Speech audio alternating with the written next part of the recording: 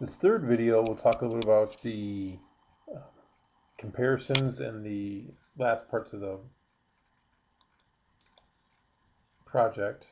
A computer comparison table, basically these elements then are put into a table or a graph, and basically a table or a spreadsheet.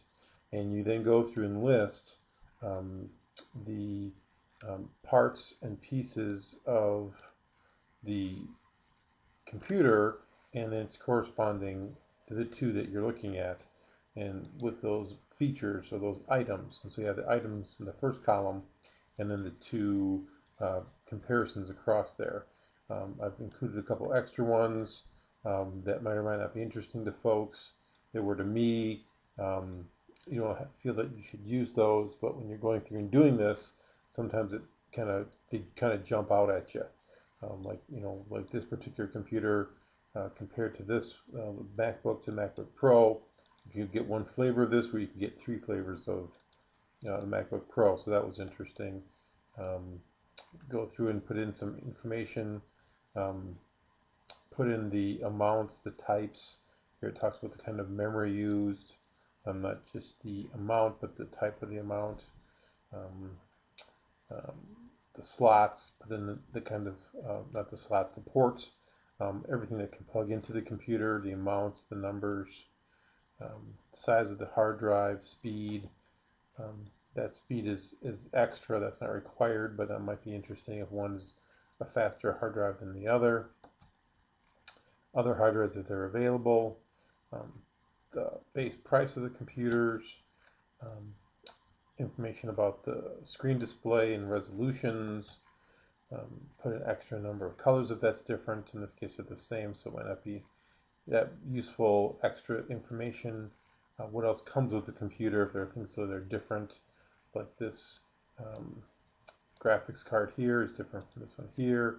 One extra thing that makes a big difference in these two computers is the case. This is a plastic case, this is aluminum, and then any sources that were used in here can either be listed here and or should be listed on the final part of the project.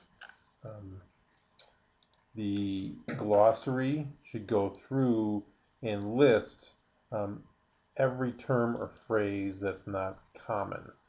So you get a lot of those phrases in this table: the gigahertz, the megahertz, the transfer rates, the kind of memory, the DIMM, most of the ports, FireWire. I mean, every phrase in here that's not a common English phrase should go into that glossary. If your kids doesn't know it, if your spouse doesn't know the word, then it's not common, and it should go into that glossary. And any words and phrases you use in the rest of the assignment should also go in there as well. And then your citation are going to be anything that doesn't come out of your head. You want to make sure you cite. So those are some examples from that sheet, or the Apple website, and a couple other sites that I get some information from.